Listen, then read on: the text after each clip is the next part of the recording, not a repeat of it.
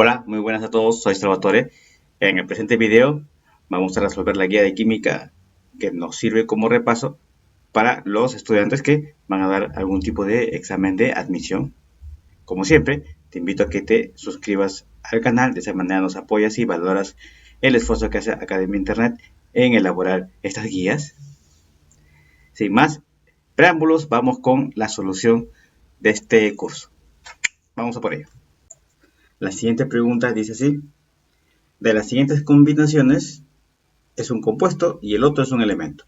Pues bien, yo tengo que escoger de esas dos opciones quién es compuesto y quién es elemento. Entonces tú te pones a pensar, ¿en qué contexto del curso de química nos hablan de compuestos y de elementos? Pues bien, eso tiene que ver con el siguiente resumen. Nos están hablando de la materia. Tradicionalmente, clásicamente, materia es todo aquello que ocupa un lugar en el espacio. Por tanto, tiene masa y volumen. La materia la podemos estudiar bajo mezclas o sustancias, la podemos clasificar así, ¿verdad? La sustancia, a su vez, se clasifica en elemento o compuesto. Y las mezclas pueden ser homogéneas o heterogéneas. Fíjate aquí, ¿qué significa elemento? ¿O dónde encontramos los elementos? Vamos a agrandar esto y atendiendo a esta clasificación elemental, nos damos cuenta que una sustancia la podemos estudiar o como elemento o como compuesto. El elemento ya no puede seguir descomponiéndose. Por ejemplo, tenemos aquí el hidrógeno, el litio, lo que encontramos en la tabla periódica. Y los compuestos están formados por la unión de varios elementos. Fíjate que el oxígeno es una molécula, pero como está formado por un mismo elemento, se le considera como un elemento y no se le considera compuesto. Aquí vemos en los compuestos moléculas que están formados por diferentes elementos, como el agua destilada, el metano, el amoníaco, el dióxido de carbono. ¿Ok? Para llegar de compuesto a elemento, se puede hacer por procedimientos químicos. Luego tenemos las mezclas, que mediante procedimientos físicos lo convertimos en sustancia. Las mezclas son de dos tipos, homogénea y heterogénea. Como su nombre lo indica, homogénea no podemos identificar a simple vista sus partes, contra que la heterogénea sí, presenta varias fases. Por ejemplo, el agua potable, que está compuesto no solamente de H2O, sino también de otros elementos, ¿verdad? Que le echan precisamente al agua para que sea potable. Pero tú no lo puedes distinguir a simple vista. Y el agua sucia, aquí sí puedes distinguir las fases, ¿verdad? Otro ejemplo clásico de una mezcla heterogénea es una ensalada de frutas que tú ves, por supuesto, los elementos que están componiendo la ensalada. Y así, mezclas homogéneas, por ejemplo, el vino, el aire puro, el acero que está conformado por hierro y carbono. Ok, es una mezcla de hierro y carbono, pero tú a simple vista parece uniforme, ¿verdad? Sin embargo, el granito es una mezcla heterogénea porque tú a simple vista puedes detectar los componentes. Lo mismo que el humo, el aire contaminado a diferencia del aire puro. La leche, que parece una mezcla homogénea, pero es heterogénea. ¿Por qué? Porque la leche presenta, por ejemplo, la nata. En fin. Bueno, con esta información ya puedo responder la pregunta que me han planteado aquí. Entonces, yo ya sé lo que es un compuesto, ¿verdad? Compuesto está formado por elementos. Es una molécula que está formada por elementos y el elemento, bueno, por ejemplo el platino vendría a ser un elemento, lo encontramos en la tabla periódica. O sea, acá debe estar platino. Y el azúcar es un compuesto, por supuesto. Así debe ser. Ya vimos que el acero es una mezcla, ¿verdad? Homogénea. Recuerda que el acero está conformado por hierro y carbono. Y bueno, la demás, esta está al revés. Entonces, respuesta, azúcar y platino. Y ten en cuenta este pequeño resumen. Clasificación básica elemental de la materia, ¿verdad? Sustancia y mezcla. Las sustancias puede ser elemento, que es lo más básico. Compuesto, la suma de los elementos. Homogénea, la mezcla homogénea, donde a simple vista yo no puedo ver sus partes. Y la heterogénea, donde yo puedo a simple vista ver las diferentes fases. ¿Listo? Vamos con la siguiente. La siguiente pregunta es un clásico. Dice así: el átomo de oxígeno tiene, y aquí tengo que escribir un número, o sea, una cierta cantidad de protones, una cierta cantidad de electrones y otro tanto de neutrones. Toda esta información yo la puedo obtener de la tabla periódica. Recuerda que ellos nos daban una tabla periódica y voy a usar esa tabla periódica. Entonces, los exámenes de química siempre se proporcionan la tabla periódica porque no se requiere que el estudiante se aprenda toda la tabla, sino que sepa ver a través de ella. Fíjate, me están hablando del oxígeno, que entienda las propiedades periódicas y la nomenclatura básica. Mira, aquí tenemos el oxígeno, lo estamos ampliando. Solo quiero que te fijes en el numerito que está arriba, que dice 8, y en el numerito que está abajo, que dice 16. Ok, solamente tiene dos numeritos, el numerito de arriba y el numerito de abajo. Y con esos dos numeritos yo tengo la información suficiente como para responder esa pregunta. Vamos a volver al tamaño inicial. Borramos la tabla porque ya no me sirve, pero voy a escribir lo que percibimos del oxígeno. El numerito 8 arriba y el 16 abajo. ¿Qué significa ese 8 arriba? Ese numerito 8 arriba me va a indicar el número de protones. O lo que es lo mismo, el número atómico. Z. ¿Ok? Al número atómico también se le llama Z. O sea, yo ya sé cuántos protones tiene, sí. El numerito de arriba me va a indicar eso. 8. Este numerito de abajo es el número de masa. También le llaman el número de nucleones. En otras palabras, la suma de protones más neutrones. ¿Ok? Pero tú ya sabes que los protones eran 8 por el numerito de arriba, o sea, el número atómico. 8 más, al neutrón le vamos a poner una N. Y de aquí descubres fácilmente que neutrones tiene que ser también 8. ¿Por qué? Porque 8 más 8 es 16, ¿verdad? Ahí está. Entonces, neutrones es 8. Voy a poner aquí. Bien, te falta calcular el número de electrones. Pero, cuando tengo un átomo neutro, este es un átomo neutro. ¿Cómo descubro un átomo neutro? Porque no tiene ningún signo acá. Por ejemplo, a veces le ponen un signo menos, un signo más. Y le ponen un numerito al costado.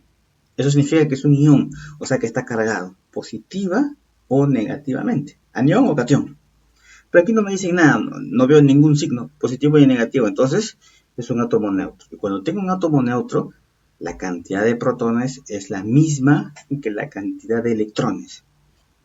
Por lo tanto, tú dices electrones, le voy a poner acá un signo menos para indicar que el electrón tiene carga negativa. También es 8. Y eso voy a escribir acá. 8, 8, 8. Y esa es la solución de este ejercicio. ¿Ok? Entonces, cuando tienes un átomo neutro, lo reconoces muy fácil porque no tiene ese signo, ¿verdad? El más o menos que indica que es un ion. El número de protones es igual al número de electrones y eso es lo mismo que Z. Yo recuerdo que me lo aprendí así, con este recurso mnemotécnico. PES. ¿Sí? Protones es igual a electrones, es lo mismo que Z. ¿Sí? Bien. Y esa información, insisto, la obtuve de la tabla periódica. Recuerda, numerito de arriba, protones, numerito de abajo, protones más neutrones. También se le llama el número de masa o los nucleones. Ya que estamos hablando de la tabla periódica, fíjate aquí una pregunta de teoría. Dice, ¿cuál fue el concepto químico que utilizó el ruso Dmitri Mendeleev para organizar los elementos conocidos en su tiempo? Pues bien, Mendeleev, el sabio ruso, hizo uno de los descubrimientos más importantes de la química. Él logró descubrir que los elementos de la tabla periódica, bueno, en ese momento no había una tabla como la conocemos ahora, los elementos químicos se encuentran organizados de acuerdo a una ley periódica, ¿ok? Este descubrimiento cambió por completo el curso de la química. Él los organizó en una tabla, pero siguiendo un principio, el principio de la masa atómica. Él decía que la ley periódica precisamente organizaba los elementos en función de su masa atómica. Aquí tenemos la tabla nuevamente. O sea, el numerito de abajo, de tal suerte que él logró predecir algunas propiedades de elementos que no se conocían en esa época. Ella sabía que habían, por ejemplo, grupos que poseían las mismas propiedades químicas y también periodos que poseían propiedades físicas similares. Todo eso él lo descubrió. Sin embargo, se equivocó al pensar que era la masa atómica. La ley moderna, la ley periódica moderna nos habla de que sí, obviamente, eso es cierto, pero es función del número atómico. Esto fue obra de Henry Moseley. Acá lo ponemos porque es importante que lo sepas, motivo de muchas preguntas, ¿sí? La ley periódica moderna establece que los elementos químicos están organizados de acuerdo a su número atómico, el Z, ¿verdad? Lo que hemos llamado Z, número de protones, ¿ok? Y no de su masa atómica como creía Mendeleev. Aquí la pregunta era lo que creía Mendeleev en función de la masa atómica. Hago esa aclaración. Vamos con la siguiente pregunta. Me dice, de entre los siguientes compuestos, selecciona los que son óxidos ácidos. Entonces tú te preguntas, en principio, ¿cómo se forma un óxido? ¿Qué es un óxido? Muy bien, un óxido, como su nombre lo indica, es un elemento químico al que le he agregado un oxígeno. Y ahí lo he oxidado. ¿Y de dónde me sale ácido? Vamos a ver. Habíamos hablado en la clasificación de la materia, en la primera pregunta, que habían los elementos, ¿verdad? Como la parte fundamental, la parte más básica. Pues bien, los elementos se pueden clasificar en metales y no metales. ¿Ok? Si les agrego oxígeno, voy a tener óxido. Pero, cuando le agrego un oxígeno a un no metal, se le va a llamar óxido ácido. U óxido no metálico también. Y al metal le voy a llamar óxido básico. U óxido metálico también. ¿Sí?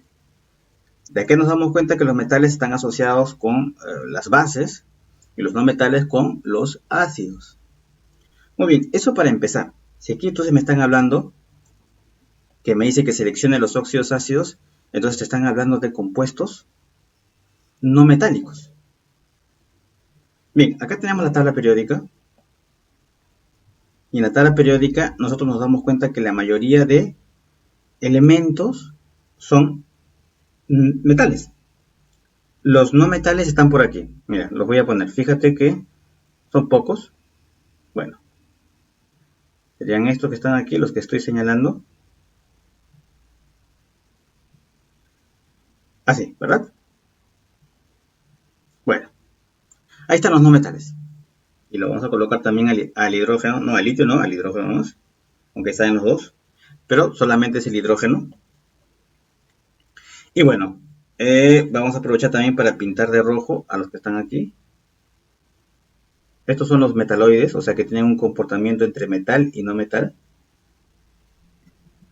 Ahí está. Y todos los demás son metales, ¿sí? Ojo con el hidrógeno, también lo vamos a subrayar, el hidrógeno de azul. A ver. El que no se deja pintar, ahí está.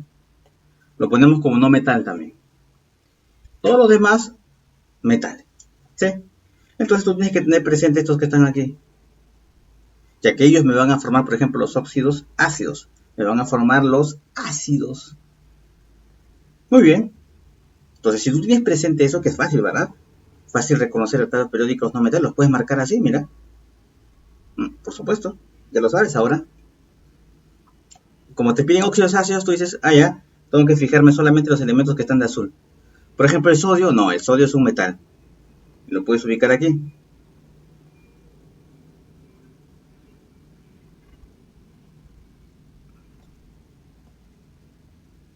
Entonces este no. Ajá, tampoco, ¿verdad? El calcio tampoco. Fósforo, ¿dónde está el fósforo?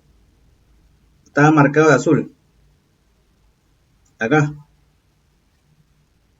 Entonces sí. Magnesio era metal, ¿verdad? Lo puedes comprobar. Azufre está aquí. Ese sí, no metal. Y el nitrógeno también, mira. Otro no metal. Entonces sería el 3, el 5 y el 6. Entonces solamente asociando óxidos ácidos con los no metales. Entonces tú tienes que recurrir a tu tabla periódica y reconocer lo que son los no metales, que los hemos puesto aquí de azul, y ya te lo sabes, ¿verdad? Mira, son este grupito nada más, estos son los gases nobles, los que están al fondo, pero a ti te interesa esto de azul. Los de rojo se les llama los metaloides, o sea que a veces se comportan como metal y a veces se comportan como no metal, como que intermedios. Y todos los que no he sombreado son los metales, la gran mayoría. Bien, entonces aquí respuesta, la 3, 5 y 6, la letra D. Listo, vamos con la siguiente. La siguiente pregunta dice, determina la cantidad de sustancia que se obtiene al disolver 3.42 gramos de azúcar. Esto lo vimos también en la primera pregunta, ¿verdad? El azúcar, que es un compuesto, en 180 gramos de agua, que es otro compuesto. Fíjate que aquí me están hablando de la cantidad de sustancia. Cuando me hablan de cantidad de sustancia, me están hablando de mol, ¿ok? Y justo la respuesta está en moles. Y me dan la masa molar. La masa molar es el peso o la masa en gramos de un mol, ¿verdad? Entonces tú dices, ¿cómo resuelvo esto? Bien fácil. Si me piden moles, lo único que tengo que hacer es dividir. Para calcular mol, divido la masa que ellos están dando entre la masa molar y ya tengo moles. Fácil, por supuesto que sí, porque ellos te están dando la masa de cada uno y te están dando la masa molar. Solamente tengo que dividir, solamente tienes que dividir. Pero antes tienes que recordar la teoría, lo que significa cómo calcular un mol a partir de la masa y la masa molar. Entonces yo voy a poner al costadito los datos que ellos me dan. O sea, aquí me dijeron la masa molar del agua, 18 gramos mol, pero ¿cuánto de agua hay? Hay 180 gramos de agua en masa, te lo voy a poner aquí al costado. ¿Y cuántos gramos hay de azúcar? Hay 3.42, y eso lo voy a poner aquí. ¿Ok?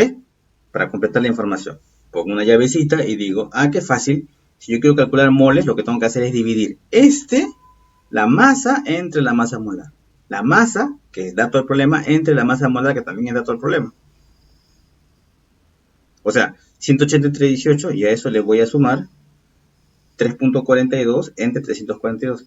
Y bueno, estas divisiones están fáciles de hacer, ¿verdad? Porque 180 entre 18 es 10 nada más. O sea, ahí tengo 10 mol, le sumo, y 3.42, 342. Este es como 342, pero como si lo hubieses dividido entre 100, ¿verdad? Entonces cae de maduro cuánto va a ser la división, ¿verdad? 1 entre 100, o sea, 0.01 mol. 10 más 0.01 es 10.01. Y esa es la solución, 10.01 mol. Entonces es muy fácil calcular mol, muy fácil. Por supuesto, si te dan la masa y la masa molar, siempre te lo dan, porque si no, ¿cómo se podría calcular? ¿Ok? Entonces, esta es la idea que tienes que tener en mente. Vamos con la siguiente pregunta. Me dice, selecciona las propiedades de los ácidos. Bien, ¿cuáles son las propiedades de los ácidos? Aquí me han puesto algunas. Recuerda que en la naturaleza podemos encontrar, o sea, una forma de clasificar a la inmensa variedad de sustancias es a través de dos: ácidos y bases, ¿ok? A las bases les llaman también alcalis, ¿verdad? Entonces, cuando se junta un ácido con una base, se van a neutralizar. Las características, por ejemplo, de los ácidos es que presentan, por ejemplo, un sabor agrio, ¿verdad? Las bases presentan un sabor amargo. Vamos a ponerle aquí base.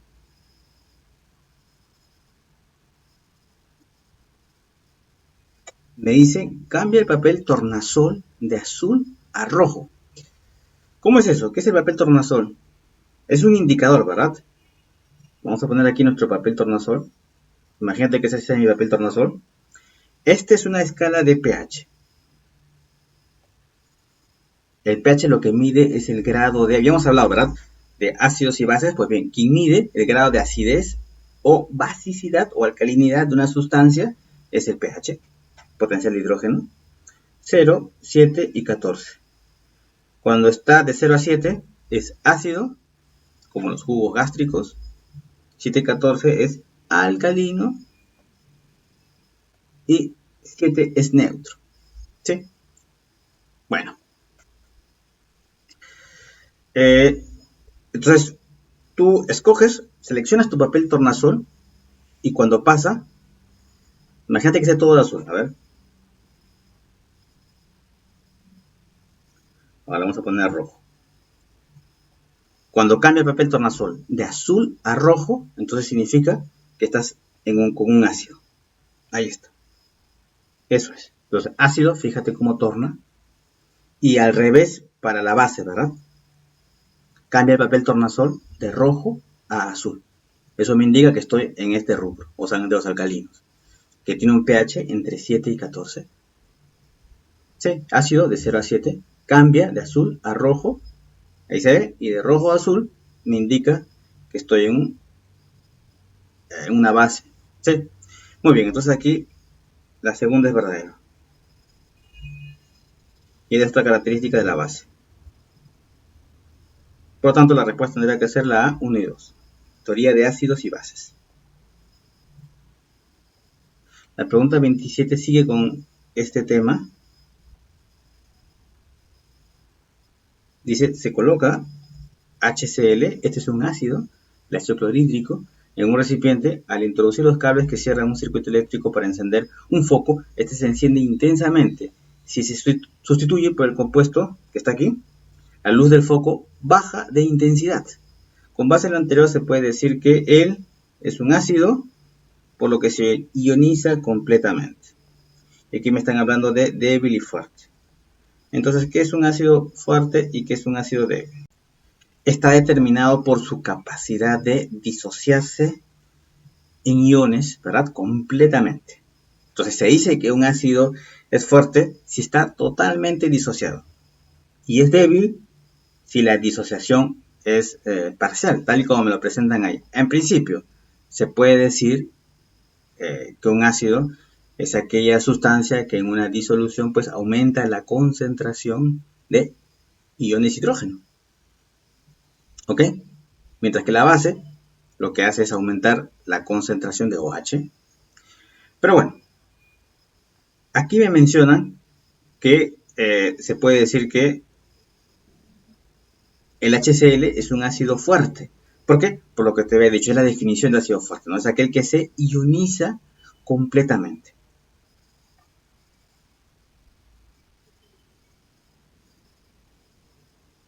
Esa es la solución entonces, la letra D.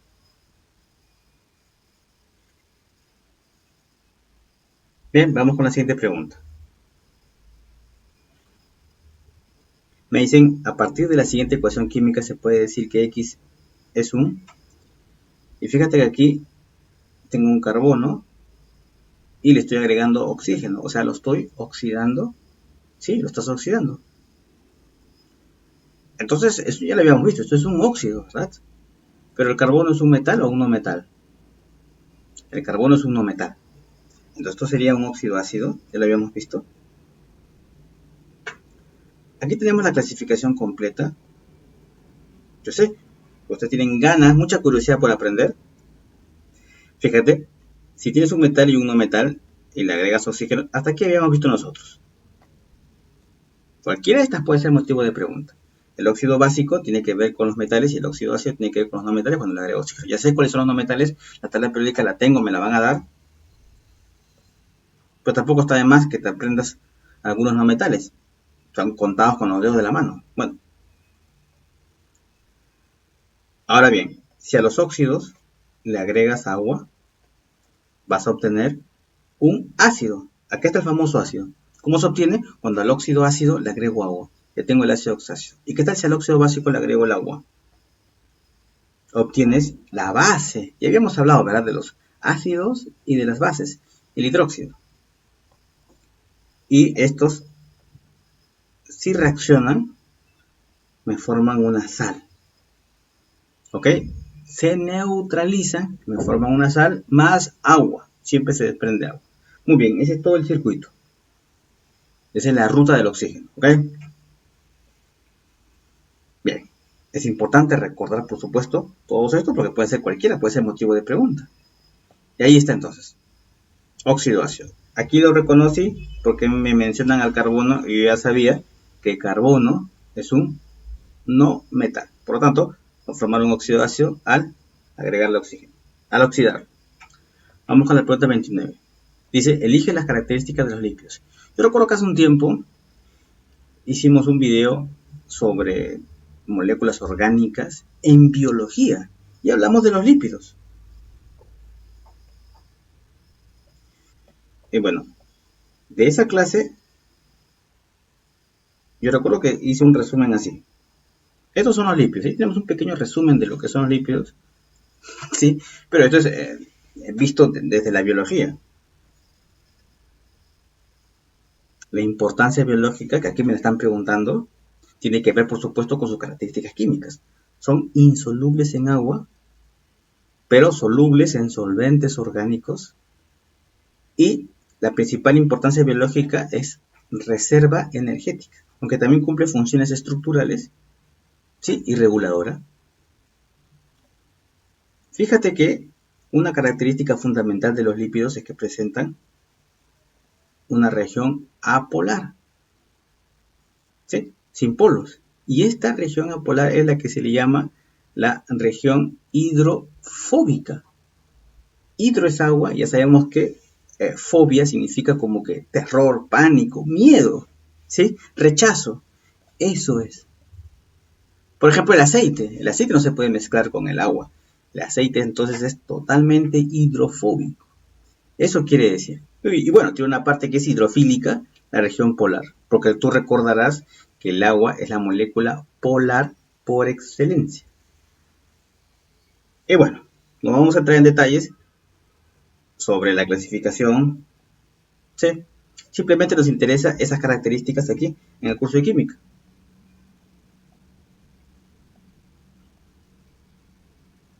Entonces me dice, elige las características de los lípidos. Ya lo habíamos visto. Sustancias que son hidrófobas. ¿Sí? ¿Verdadero? Como el aceite, ¿verdad? Lípidos, grasas. Se asocia así. Aunque no todos los lípidos son grasas, como hemos visto, es un complejo conglomerado de moléculas, algunos que no tienen nada que ver con las grasas. Bien. Me dice que son insolubles en disolventes orgánicos. No, es insoluble en agua. Soluble en disolventes orgánicos. Esto es falso. Constituyen una reserva de energía, lo vimos. Esa es la principal función biológica. Reserva de energía en el organismo. Como son reserva, por eso se acumulan en el organismo, ¿verdad? En algunas zonas del organismo. Y luego dice compuestos inorgánicos. No, acá ya está, acá esto es un error grave, porque son compuestos orgánicos. Acá me dice inorgánicos. No, es imposible. De grandes cadenas, bueno, eso también en realidad no es tan cierto. Las grandes cadenas son los otros compuestos orgánicos, como son los azúcares y las proteínas. Aunque estos también están formados, pero ya hemos dicho que los lípidos son un conjunto de compuestos bastante heterogéneos. Bien, entonces la respuesta sería 1 y 3. A esta vez. ¿Ok? La pregunta 30 dice, a partir de los siguientes valores de entalpía, ¿cuál es la reacción exotérmica que desprendió mayor cantidad de energía? Muy bien, entonces me están hablando aquí de reacción exotérmica y yo tengo que analizar lo que significa una reacción exotérmica y una reacción endotérmica. El nombre lo dice todo, ¿verdad? Exo significa hacia afuera, endo significa hacia adentro. Entalpía, asúmelo como energía, ¿verdad? La energía libre. Mira cómo la reacción va en este sentido y fíjate que aquí la energía como que va descendiendo. Yo reconozco una reacción exotérmica cuando la variación, ese triangulito significa variación, la variación de la entalpía, la variación de la energía es negativa. Y fíjate, ¿por qué es negativa? Acá se aprecia claramente, ¿verdad? Porque se libera energía. Típica reacción exotérmica, por ejemplo, una reacción de combustión, una explosión. La reacción endotérmica absorbe energía. Por eso, la variación de la entalpía es positiva. Y aquí se aprecia, ¿verdad? Típica reacción endotérmica, donde se absorbe la energía, por supuesto, es la fotosíntesis. Bien, entonces ya podemos responder esta pregunta. Me dice, a partir de los siguientes valores de entalpía, ¿cuál es la reacción exotérmica que desprendió mayor cantidad de energía? En principio, ¿cuáles son exotérmicas? Yo te había dicho que exotérmicas lo reconoces cuando la variación de la energía, la variación de la entalpía, que le representamos aquí por la letra H, es menor que eso, o sea, es negativo. Por lo tanto, exotérmicas son estas dos. Y las que están aquí vendrán a ser endotérmicas. Lo reconozco porque está positivo aquí. Eso para empezar. Muchas preguntas solamente tienen que ver con eso. Me dicen, reconoce las que son endotérmicas, las reacciones endotérmicas o exotérmicas. Bien, entonces tengo que escoger entre la A y la D. Tú ya reconociste que eran exotérmicas porque la variación de entropía es negativo. Bueno, este tiene una mayor, o sea, tomo el valor absoluto. Es de 110 y este es 395. Ah, por supuesto que este es mayor. Aquí me dicen cuál es la reacción que desprendió. Ya sabíamos que las exotérmicas desprenden mayor cantidad de energía. Las reacciones de combustión, una explosión, gran cantidad de energía. Por lo tanto, esta tendría que ser la respuesta. Solamente recordando algunos conceptos teóricos. Respuesta entonces, la letra D. Bien chicos, hasta aquí este repaso del curso de química. Te invito a que veas los videos de química de las otras áreas, ya que entre todos hacen una mayor cantidad de capítulos del temario. Cubren una mayor cantidad de temas. Sí, por ejemplo, aquí me han hablado bastante de la tabla periódica, sí, de la materia, pero los otros complementan, por ejemplo, con la teoría de ácidos y bases.